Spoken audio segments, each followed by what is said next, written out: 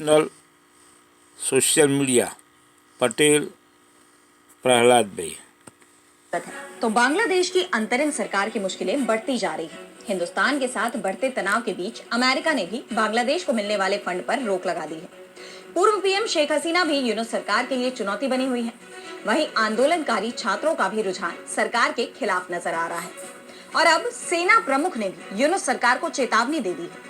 ये तक कह दिया कि बाद में मत कहना हमने वार्निंग नहीं दी। तो बांग्लादेश में एक और तख्ता पलट की तैयारी, इस पर हम करेंगे विस्तार से चर्चा। लेकिन आइए जरा उन खबरों को भी देख ले जिन पर आगे होगी बात। रूस अमेरिका की बढ़ती नजदीकियों के बीच फ्रांस के राष्ट्रपति मैक्रो की डोनाल्ड ट्रंप को चेतावनी, रूस से जल्दबाजी में ना करे समझौता, अमेरिका की धमकी के आगे झुके जेलेंस्की। ट्रंप का कनाडा को अल्टीमेटम, 5 आइज से बाहर करने की तैयारी, जस्टिन ट्रूडो के लिए बड़ा झटका। और चलते चलते में देखेंगे चिली में आपातकाल लागू, बत्ती गुल होने के बाद सड़कों पर सेना तैनात। तो बांग्लादेश में एक बार फिर कुछ बड़ा होने के आसार नजर आ रहे हैं। 5 अगस्त 2024 को छात्रों के आंदोलन के आगे शेख हसीना सरकार ने घुटने टेक दिए थे। हसीना ने हिंदुस्तान में आकर शरण ले ली थी, जिसके बाद अंतरिम सरकार का नेतृत्व करते हुए मोहम्मद यूनुस ने बांग्लादेश की बागडोर संभाली। लेकिन अब एक बार फिर बांग्लादेश में तख्ता पलट होने की आशंका जताई जा रही है। इस बार सेना ने सरकार के खिलाफ मोर्चा खोल दिया। बांग्लादेश के आर्मी चीफ जनरल वाकर उज्जमान ने यूनुस सरकार को साफ चेतावनी दे दी है। उन्होंने कहा कि अगर आप अपने मतभेदों को भुलाकर साथ मिलकर काम नहीं करते हैं, एक दूसरे पर आरोप लगाते हैं, तो देश की स्वतंत्रता और संप्रभुता खतरे में पड़ जाएगी। मैं आज आपको बता रहा हूं, बाद में ये मत कहना कि मैंने आगाह नहीं किया। ढाका के रावा क्लब में 2009 में पिलखाना की घटना, जिसमें कई लोगों की जान ली गई थी, उसे याद करने के लिए आयोजित एक कार्यक्रम में संबोधन के दौरान सेना प्रमुख का ये बयान आया है। इससे पहले भी सेना प्रमुख ने कहा था कि जब तक बांग्लादेश में चुनी हुई सरकार नहीं आ जाती, तब तक सेना ही देश की कानून व्यवस्था को देखेगी। उनके इस बयान को मोहम्मद यूनुस की कुर्सी के लिए खतरे के तौर पर देखा गया था। दरअसल बांग्लादेश में जब से शेख हसीना की सरकार गई है, उसके बाद से ही हिंसा की कई घटनाएं देखी गई। बांग्लादेश मोहम्मद यूनुस के शासन में अपराध की चपेट में आ गया है। इन घटनाओं को देखते हुए यूनुस सरकार पर राष्ट्रीय स्तर पर ही नहीं, बल्कि अंतरराष्ट्रीय स्तर पर भी सवाल उठ रहे हैं। ऐसे में सबकी उम्मीदें सेना से ही हैं कि इन घटनाओं पर रोकथाम सेना ही लगा सकती है। और आपको बता दें कि बांग्लादेश में तख्ता पलट का इतिहास पुराना है। 15 अगस्त 1975 को बांग्लादेश के संस्थापक शेख मुजीबुर रहमान की जान लेने के बाद पहली बार बांग्लादेश में तख्ता पलट हुआ था, और तब भी सेना ने ही देश की बागडोर संभाली थी। और अब जिस तरह से बीते कुछ दिनों से आर्मी चीफ की देशभक्ति झलक रही है, उसे देखते हुए ये कयास लगाए जा रहे हैं कि जल्दी ही बांग्लादेश में एक बार फिर तख्ता पलट हो सकता है। ऐसे में यूनुस सरकार की चिंता बढ़ गई है। देश में मोहम्मद यूनुस के खिलाफ माहौल बनता नजर आ रहा है। बीते दिन बांग्लादेश में छात्र आंदोलन की अगुवाई कर रहे स्टूडेंट लीडर नाहिद इस्लाम ने मोहम्मद यूनुस की अंतरिम सरकार से इस्तीफा दे दिया। वो यूनुस कैबिनेट में सूचना सलाहकार के पद पर तैनात थे। इस्लाम यूनुस सरकार के कामकाज से काफी नाराज थे। खबर तो ये भी आ रही है कि छात्र अपनी नई पार्टी बनाने की तैयारी में हैं। यानी जिन छात्रों ने मोहम्मद यूनुस को कुर्सी पर बैठाया, अब वो अपने रास्ते अलग कर रहे हैं। साफ है, मोहम्मद यूनुस का समर्थन पूरी तरह से गिर चुका है।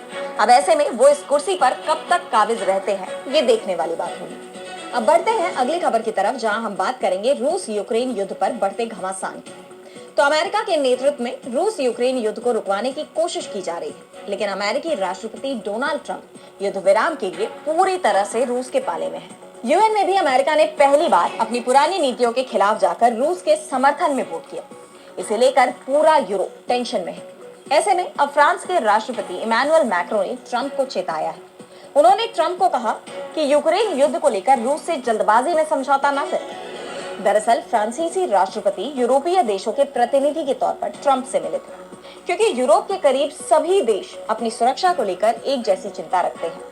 मैक्रो ने फॉक्स न्यूज को इंटरव्यू के दौरान बताया कि इस मुलाकात में उन्होंने युद्ध विराम को लेकर ट्रंप से बात की। मैक्रो ने कहा कि हमने 2014 में रूस के साथ शांति समझौता किया था, और क्योंकि मैं उस शांति समझौते पर नजर रखने वाले 2 सदस्यों में से एक था, इसलिए मैं आपको व्यक्तिगत अनुभव से बता सकता हूं कि रूस ने हर बार समझौते का उल्लंघन किया और हमने एकजुट होकर जवाब नहीं दिया। इसलिए मुद्दा भरोसे का है।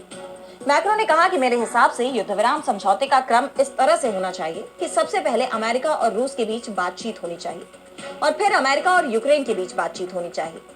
उन्होंने आने वाले हफ्तों में युद्ध विराम की संभावना जताई और कहा कि रूस को इसका सम्मान करना चाहिए। अगर ऐसा नहीं होता है तो ये साफ हो जाएगा कि पुतिन शांति समझौते और यूक्रेन की संप्रभुता के बारे में गंभीर नहीं है।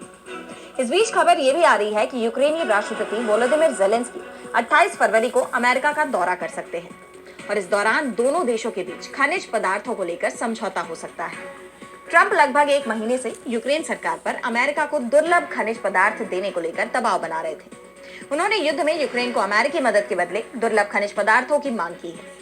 साथ ही धमकी भी दी कि अगर यूक्रेन ने ऐसा नहीं किया तो अमेरिका यूक्रेन को और मदद देना बंद कर देगा।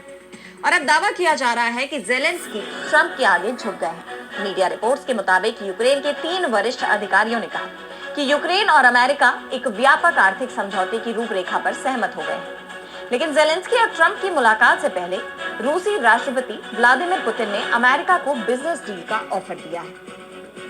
न्यूयॉर्क टाइम्स के मुताबिक पुतिन ने कहा कि रूस के पास यूक्रेन की तुलना में कई गुना ज्यादा रेयर अर्थ मटेरियल है। रूस यहाँ मौजूद खदानों को डेवलप करने के लिए अमेरिका के साथ मिलकर काम करने को तैयार है, जिसके बाद खनिज पदार्थों को लेकर इस डील पर भी रूस यूक्रेन में तनाव बढ़ने की उम्मीद जताई जा रही है। और अब अगली खबर में बात करेंगे कनाडा की बढ़ती मुसीबतों की। तो कनाडा को 5 आइज जासूसी गठबंधन से बाहर किया जा सकता है। व्हाइट हाउस के अधिकारियों ने 5 आइज से कनाडा को बाहर करने के संकेत दे दिए हैं, जो जस्टिन ट्रूडो के लिए बहुत बड़ा झटका हो सकता है। फाइनेंशियल टाइम्स की एक रिपोर्ट में अमेरिकी राष्ट्रपति डोनाल्ड ट्रंप के सबसे करीबी सलाहकारों में से एक पीटर नवारो के हवाले से ये खुलासा किया गया। ये कनाडा के लिए पैरों तले जमीन खिसकाने वाला फैसला साबित हो सकता है। रिपोर्ट में दावा किया गया कि 5 आइज इंटेलिजेंस शेयरिंग नेटवर्क से कनाडा को बाहर निकालने का प्रस्ताव रखा गया है। डोनाल्ड ट्रंप ने इससे पहले कनाडा पर भारी भरकम टैरिफ थोपने की भी धमकी दी थी और वो कह चुके हैं कि टैरिफ से बचने के लिए कनाडा को अमेरिका का 51वां राज्य बनना होगा। आपको बता दें कि 5 आइज एक इंटेलिजेंस शेयरिंग नेटवर्क है जो खुफिया जानकारियों को आपस में शेयर करता है। इसके 5 सदस्य हैं अमेरिका, कनाडा, ऑस्ट्रेलिया, ब्रिटेन और न्यूजीलैंड। इस जासूसी गठबंधन को दुनिया का सबसे ताकतवर खुफिया नेटवर्क माना जाता है। इसे तत्कालीन सोवियत संघ के खिलाफ बनाया गया था। और फाइनेंशियल टाइम्स की रिपोर्ट में कहा गया है कि ट्रंप के करीबी नवारो, जिनका व्हाइट हाउस के ओवल ऑफिस तक सीधी पहुंच है, उन्होंने खुलासा किया है कि डोनाल्ड ट्रंप 5 आइज से कनाडा को हटाकर उसके खिलाफ दबाव बनाने की कोशिश कर रहे हैं। आपको बता दें कि खालिस्तानी नेता हरदीप सिंह निज्जर की जान लेने के आरोप जब जस्टिन ट्रूडो ने हिंदुस्तान पर लगाए थे तो उन्होंने 5 आइज से ही जानकारी मिलने का दावा किया था। आपको ये भी याद होगा कि जब न्यूजीलैंड की टीम ने 2021 में पाकिस्तान से अचानक क्रिकेट खेलने से मना किया था और पूरी टीम ने अचानक पाकिस्तान छोड़ दिया था, उस वक्त भी कहा गया था कि 5 आइज से ही संभावित आतंकी हमले की रिपोर्ट दी गई थी। 5 आइज कई दशकों से काफी शक्तिशाली इंटेलिजेंस शेयरिंग नेटवर्क है और इसमें 5 देशों की खुफिया एजेंसियां सक्रिय तौर पर काम करती हैं। 5 आइज से मिली जानकारियों को लेकर ये सभी देश काफी संवेदनशील रहते हैं। इसने चीन और रूस को लेकर भी कई बार काफी जरूरी जानकारियां जुटाई हैं। ऐसे में अब कनाडा को 5 आइज से बाहर करने का ये फैसला जस्टिन ट्रूडो के लिए बहुत बड़ा झटका साबित हो सकता है। और अब चलते चलते में बात करेंगे बिजली के चलते चिली में लगे आपातकाल।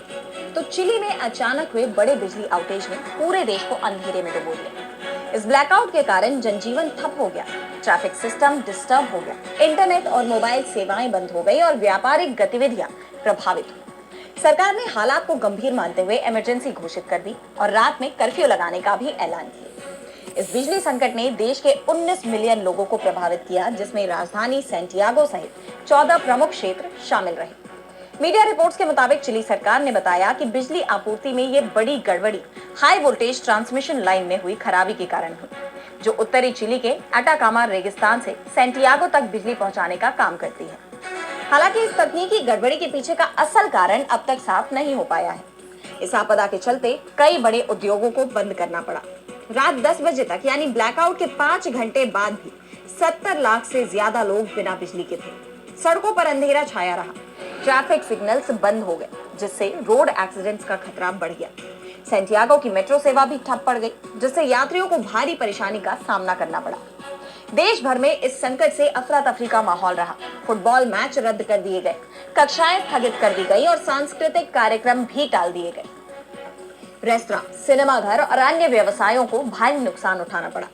कई लोग मेट्रो में फंस गए, जबकि ऊंची इमारतों में रहने वाले बुजुर्गों को लिफ्ट बंद होने से बाहर निकालने में कठिनाई हुई। कई लोगों ने अपनी टॉर्च और मोबाइल फ्लैशलाइट के सहारे सड़कों पर रास्ता बनाने की कोशिश की। परिवहन मंत्री जुआन कार्लोस मुन्योज ने लोगों से अपील की कि वे घरों में रहें, क्योंकि शहर का यातायात तंत्र पूरी तरह से बाधित है। तो आज इस वर्ल्ड बुलेटिन में इतना ही। देश दुनिया की तमाम